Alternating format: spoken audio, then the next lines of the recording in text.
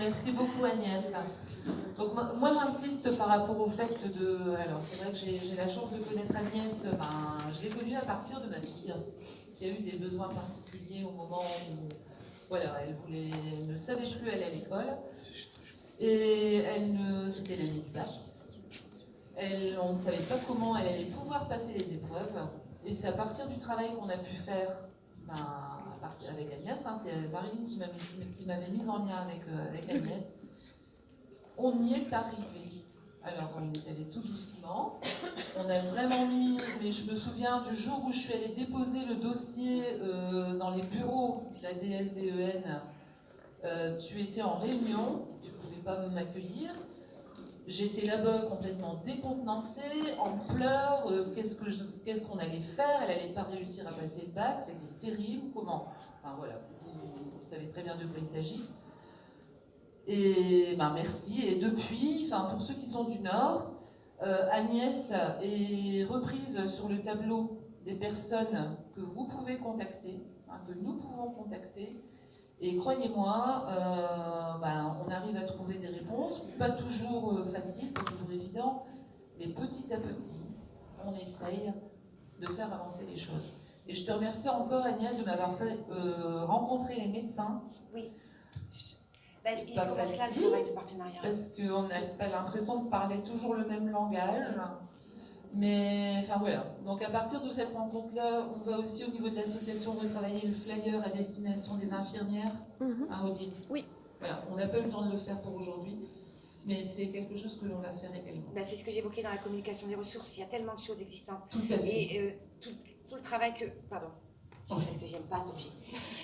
Tout le travail qui peut être fait dans le cadre associatif, j'allais dire bon sang, que l'éducation nationale aussi s'en empare. Voilà. Parce qu'il y a des ressources extraordinaires dans ce que vous publiez. Et il faut qu'on lise. J'ai acheté les bouquins, je vais les lire. Mais voilà. Question. Donc, bonjour, merci. Donc, je me présente, moi je suis assistante sociale à l'éducation nationale.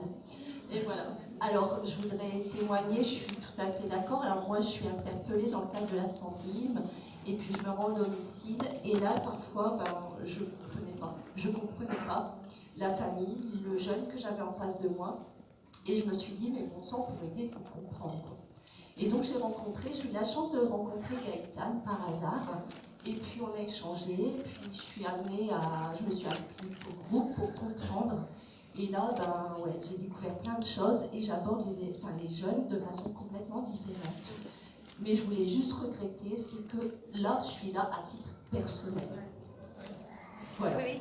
C'était juste ce témoignage que je voulais vous transmettre. Mais je pense que, alors, oui, c'est bien, oui, on peut l'applaudir. Je pense que je vais vous cibler dans le réseau. Hein.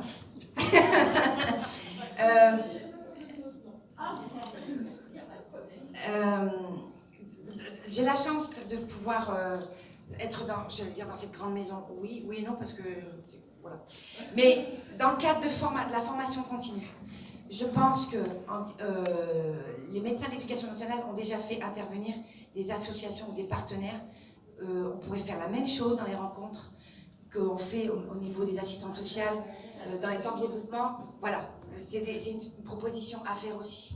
C'est d'ailleurs à ce titre-là que tu m'as fait intervenir dans la formation pour les psychologues. Exactement. Voilà. Oui, ça bouge quand même. Petit à petit. Bonjour, merci pour votre présentation. Je trouve qu'il y a beaucoup de choses qui sont mises en place et c'est très bien à titre justement particulier, sur des besoins particuliers. Mais moi je suis un peu, je vais peut-être mettre un pavé dans la mare, mais je suis un peu étonnée. Déjà qu'on parle du terme de refus scolaire, je trouve ça un peu culpabilisant pour l'élève. Je pense pas qu'ils soient en refus scolaire, je pense que le refus c'est une conséquence qui part d'un mal-être ou d'une phobie ou autre. Et la deuxième chose, c'est qu'on parle beaucoup des besoins particuliers, mais moi, je fais de l'accompagnement à la scolarité, mais j'interviens aussi en mission locale. Et donc, tous les jours, je vois des jeunes qui ont été donc, en phobie ou en refus scolaire, ou en rupture en tout cas avec le schéma scolaire. Et parfois, ça vient aussi de ce manque justement des mots-clés super importants que vous avez mis dans votre diaporama, de la bienveillance, de l'écoute et de la prise en compte des émotions de ces élèves-là, qui à un moment donné ont été, excusez-moi, mais abandonnés aussi par l'éducation nationale, qui n'ont eu accès à aucun de ces dispositifs, et puis se sont retrouvés en rupture totale en fait. et qui aujourd'hui sont en refus, certainement scolaire. Voilà, il n'y a rien eu de fait pour ces jeunes-là en fait. Alors ça, je ne peux que le regretter. Alors, sur les termes, je suis obligée d'employer le terme, vous l'avez compris, de refus scolaire anxieux parce que ça m'a été imposé par les médecins de l'éducation nationale. Elle était présente et même si on n'est pas forcément d'accord, moi, sur le plan institutionnel, voilà, ça se discute. Vous auriez pu peut-être interpeller davantage de docteurs par rapport à ça ce matin. Je peux répondre à ça. C'est qu'en fait, ça vient de le terme refus scolaire, en fait, il y a des anglo-saxons qui parlent de school refusal, qui a une connotation très différente chez eux, et qui a été traduit tel quel en français, même si la nuance n'est pas tout à fait la même chez nous. Il n'y a pas cette notion de refus volontaire. Et pour les situations qui ne sont pas prises en charge, forcément ça va m'interpeller, mais vous travaillez avec sur la mission locale, c'est ça? En fait, je trouvais ça super tout ce que vous évoquiez, mais il y a beaucoup de choses, quasiment tout, que je ne connaissais pas, Oui. dont je ne connaissais pas l'existence. Et je pense que ces jeunes-là, qui souvent aussi sont dans ce qu'on appelle des ZEP, en tout cas moi, ceux qui sont dans des ZEP, donc des REP, ouais, donc, nous on parlera de réseau d'éducation prioritaire. Justement, le paradoxe, c'est qu'à un moment donné, on voit que ces jeunes-là ont une difficulté scolaire et ce qu'on peut appeler un refus scolaire, en tout cas une phobie scolaire, et qu'il n'y a pas grand-chose qui est mis en place et que parfois même on va les pousser et nourrir aussi ce refus scolaire-là par un manque de bienveillance, par un manque de prise en compte des émotions, et ça se fait assez tôt, dès la primaire. Donc peut-être juste, si je peux me permettre, la chose qui serait intéressante au-delà des dispositifs particuliers, ça serait de retravailler aussi le système de manière globale pour que dans la formation initiale des professeurs, il y ait cette approche de la pédagogie bienveillante et des émotions. Alors, moi je suis contente que dans les programmes, j'ai vu apparaître l'éducation morale et civique. Et parce que je suis conseillère pédagogique à la base, donc j'accompagne des enseignants sur le terrain, que je visite régulièrement. Le travail sur la gestion des émotions, je peux l'aborder via cette discipline. Alors, je le fais, voilà. Mais effectivement, il faudrait aussi re-questionner la formation initiale, les contenus de formation initiale qui sont donnés actuellement. Et je sais qu'il est temps, mais là, j'ai pas de pouvoir. Donc, voilà. Mais voilà, il y a une sensibilisation forte à faire sur effectivement la gestion des émotions. Enfin, moi, tu m'as appris des choses aussi par rapport au temps de formation dans le cadre de la formation continue des enseignants, où les temps de formation ne sont pas toujours... Pour les enseignants, il y a quand même quelque chose qui n'est pas suffisamment investi. Une chose qu'on me relaye souvent, les enseignants ne sont pas formés. Moi, je veux bien, mais au niveau de l'académie, et comme d'autres académies, il y a un plan académique de formation. Si on consulte le plan académique de formation, si vous saviez le nombre de thématiques différentes qui sont traitées et qui sont offertes à la possibilité des enseignants, et qu'il y a des formations qui sont annulées par manque de participants, là aussi ça questionne. Ensuite, je dis une deuxième chose. Dans le second degré, ce que n'a pas l'école maternelle et élémentaire, les collèges, entre autres, ont la possibilité de monter des stages de formation qu'on appelait, alors ça ne s'est pas appelé des fils dans un premier temps, après formation continuité, maintenant c'est encore changé de nom, je ne sais plus quel. Ils peuvent monter, quand ils ont une problématique d'élèves particulière sur leur collège, des formations n'importe quel moment de l'année, où ils vont solliciter des personnes ressources, des formateurs, pour former les enseignants du collège. Et on n'en profite pas, on n'a pas suffisamment de sollicitation à ce niveau. Voilà. Donc, c'est pas, les enseignants ne sont pas formés, il y en a peut-être, on est mal formé en formation initiale, peut-être, ça peut s'entendre, en tout cas il y a des rajustements à faire, mais le plan académique de formation, si je pouvais le ventiler je sais pas, 1 million d'exemplaires, je le ferais, pour que tout le monde sache qu'il y a des thématiques très spécifiques. Pour moi, il est là, le problème, c'est qu'il y a un problème de communication. On n'a pas connaissance à la fois de ce que vous avez présenté, de toutes ces possibilités. Moi, par exemple, je suis maman d'une grande ado de 18 ans qui est déscolarisée. Enfin, c'est terminé, là. Oui. La déscolarisation, elle n'est plus scolarisée. Maintenant, elle est entrée sur le marché du travail. Elle ne retournera plus à l'école. Et je vous avoue, pourtant, je suis enseignante. j'ai une colère hein, parce que je viens ici là avec 2 ans de retard, quoi. Et pourquoi j'ai pas eu connaissance de tout ça? Elle a fait 4 lycées, jamais on m'a parlé de tout ça. Et je me sens vraiment en colère et je me dis, pour tirer quelque chose de positif de ça, c'est qu'il y aurait besoin d'une meilleure communication, du marketing par rapport à ça. Pour que les personnes en besoin puissent avoir les informations, que ce soit nous en tant qu'enseignants, que les parents, parce qu'il y a des besoins qui sont là, il y a des solutions qui existent, et il n'y a pas de pont entre les deux. Et comment est-ce qu'on pourrait être efficace pour créer ce lien? On va s'en fixer un objectif sur le département Oui. du Nord. Oui. Il faut travailler par objectif. Je peux qu'entendre et approuver ce que vous dites, madame. Je ne peux pas y répondre sur les dysfonctionnements.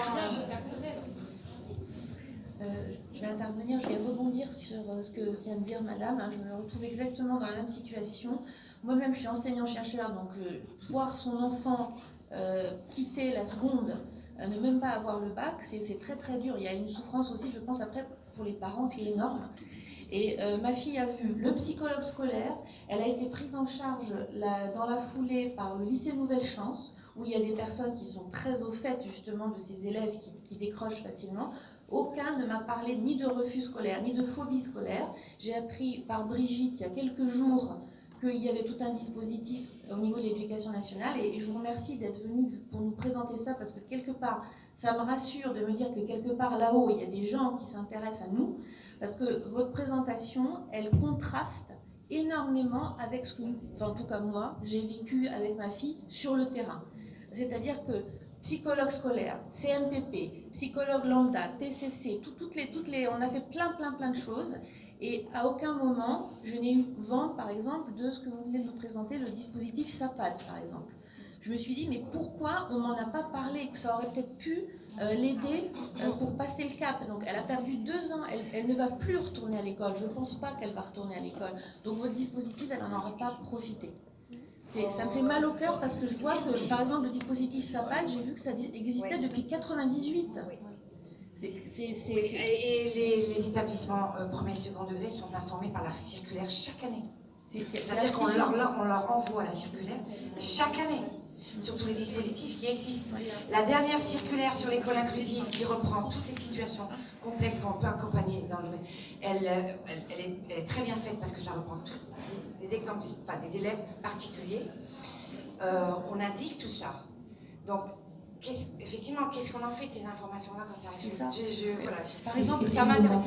Par exemple, Brigitte, elle m'a parlé il y a une semaine, elle me dit « Ah, mais vous savez, il y a le CNED réglementé. Qu'est-ce que c'est que ça, le CNED réglementé? Ça fait 2 ans que je paye les cours du CNED à ma fille. Personne ne m'a parlé de ça. Je leur ai dit au CNED, elle est en décrochage scolaire. Tu me donneras les coordonnées de madame. Elle vient de m'apprendre, quoi. Parce que j'ai envie de faire le pari qu'elle fille reviendra à l'école.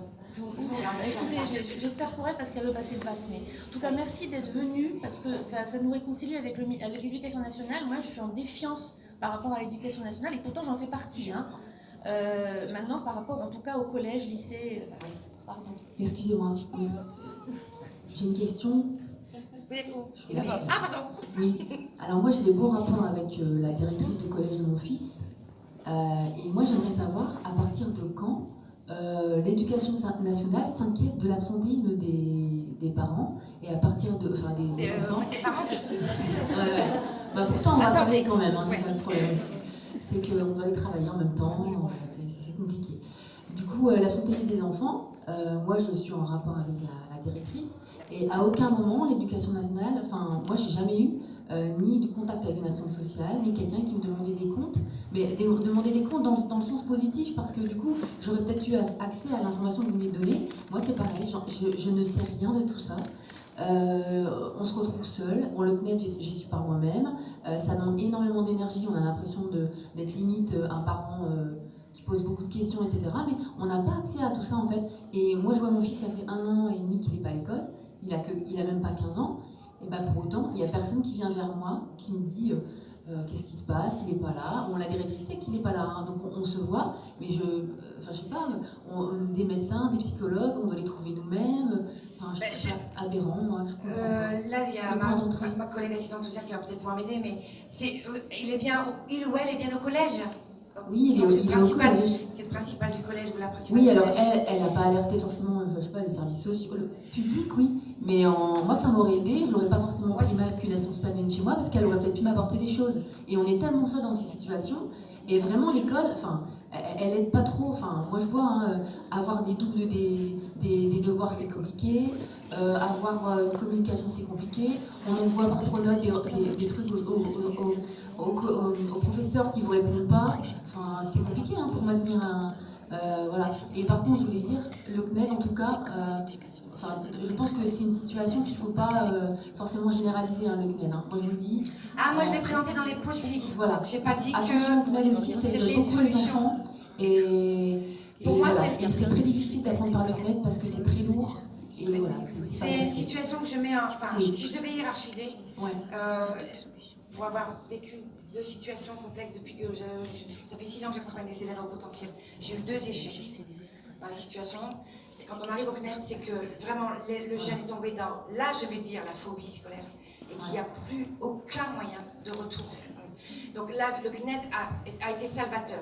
Pour moi, le CNED, c'est dans l'ordre hiérarchique, c'est la dernière solution que je prendrais dans l'accompagnement de l'élève.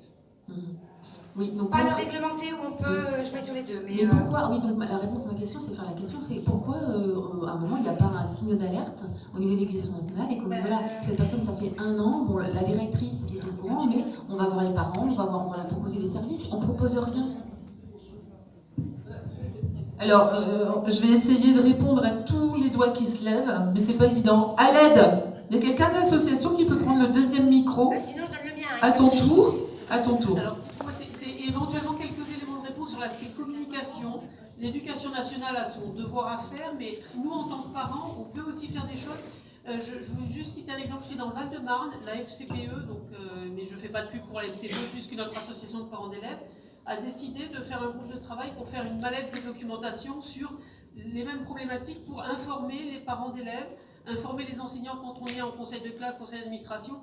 Donc je crois qu'il faut multiplier les canaux de communication et d'information. Voilà, j'en rajoute pas plus. Oui.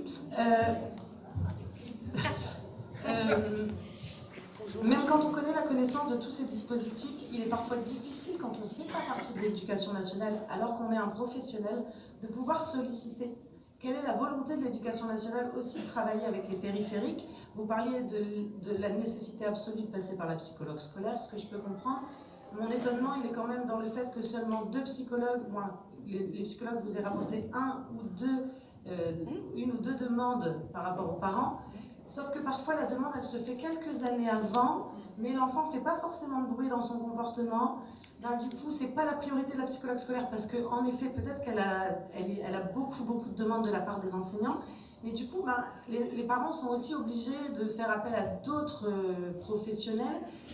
Quelle est la volonté de l'éducation nationale de travailler avec ces professionnels? Notamment des psychologues libérales. Pas forcément. Ouais. Professionnel satellite. La volonté, pour moi, la volonté, elle est là. Enfin, je ne vais pas vous dire le contraire. En tout cas, pour le département du Nord, je ne peux pas vous dire le contraire. Non, c'est pas du tout une question personnelle, c'est vraiment... J'ai trouvé une réponse. Je connais la situation des psychologues du premier et second degré. Ils ont tellement de sollicitations. Et alors, à un moment donné, il faut, comme on dit, hiérarchiser les priorités. Ce que je dis, moi, c'est que quand on est face à un enfant c'est marrant parce que qui reste introverti, qui ne fait pas de bruit, etc., je demande souvent aux enseignants de se poser la question pourquoi. Vous savez, questionner les petits parleurs ou les petits, ceux qui se manifestent. On doit s'interroger au même titre que ceux qui ont des comportements inappropriés. Voilà.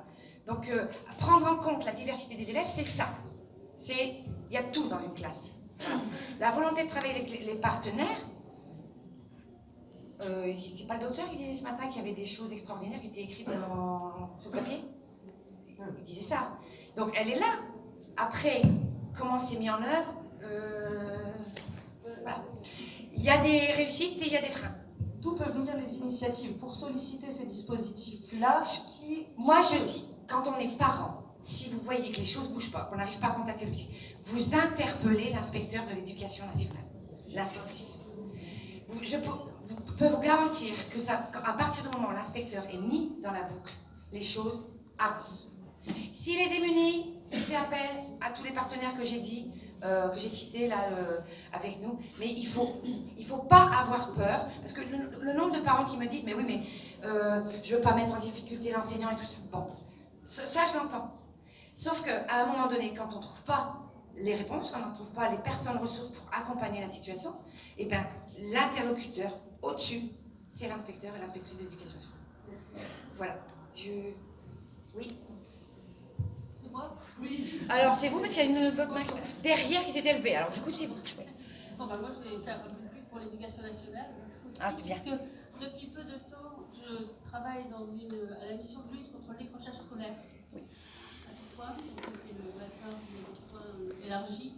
Et donc, on accueille des jeunes. Alors, il y a aussi des dispositifs et on suit aussi des jeunes qui ont moins de 16 ans. Et là, je pense en particulier au dispositif qu'on met en place pour les plus de 16 ans, jusqu'à 26 ans, si je ne me trompe pas. Donc, pour des décrocheurs, alors il y a des profils divers et variés. Il y en a qui sont décrocheurs depuis 2-3 ans. Et donc, ils sont pris en charge dans ce dispositif. Évidemment, c'est mieux qu'ils soient volontaires et pas seulement poussés par des personnes extérieures, mais ça vient quand même. D'autres qui ont juste fait un blocage sur l'école au mois de juin de l'année précédente et qui étaient affectés, qui regrettent par exemple. Enfin, c'est vraiment très très varié. Et donc ce sont des petits groupes où on a entre 5 et 15 jeunes. On préfère dire jeunes et participants plutôt qu'élèves d'ailleurs.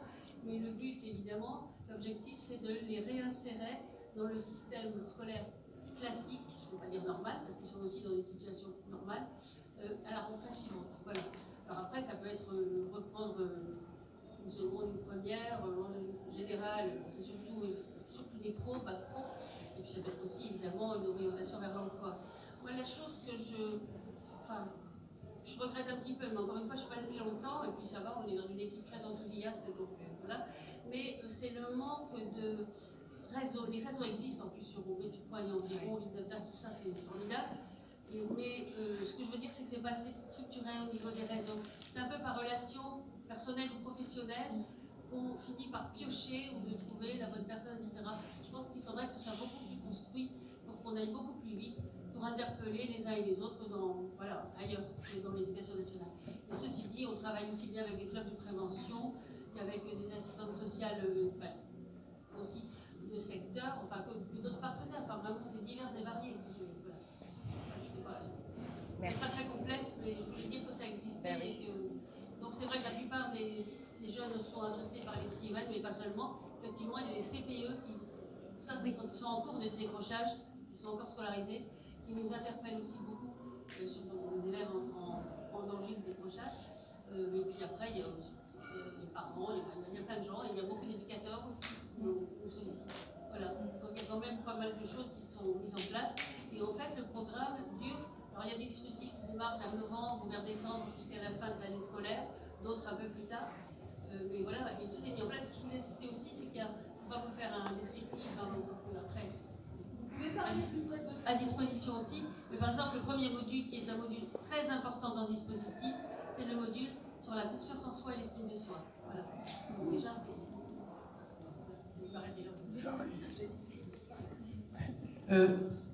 Oui, c'est bon.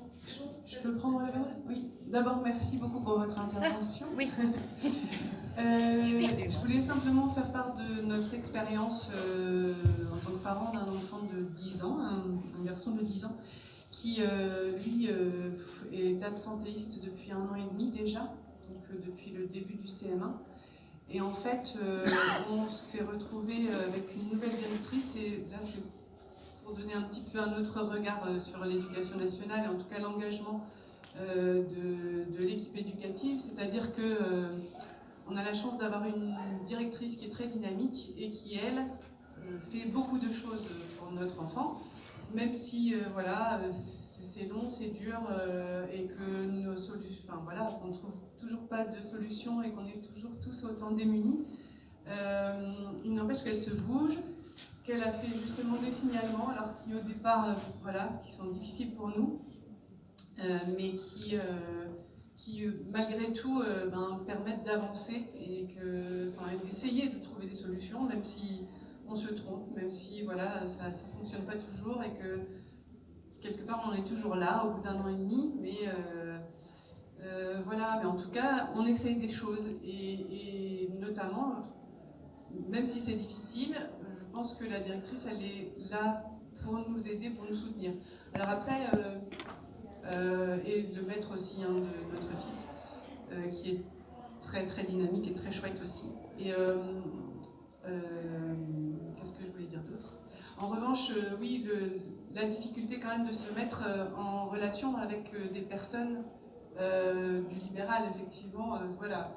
Là, la psychologue scolaire, on l'attend depuis 1 an et demi, quoi, quelque part. Et bah non, il n'y a pas de temps, elle n'a pas de temps, elle ne peut pas, il n'y a pas assez de psychologues scolaires. Donc, du coup, voilà, nous, on cherche à côté. Après, notre enfant est en refus total d'un suivi psychologique, donc c'est très compliqué. Il y a ça aussi. Voilà, et oui, non, mais voilà, donc on essaie de tous les côtés, mais voilà, c'est très difficile. Voilà, pour le psychologue scolaire, j'ai pas d'autre réponse que de vous dire que si vous avez du mal à avoir un rendez-vous avec lui ou elle, je répète, vous interpellez l'inspecteur de circonscription qui saura lui dire que cette situation-là est fort préoccupante, il y a une urgence, donc vous mettez la priorité sur la rencontre avec la famille et l'élève de...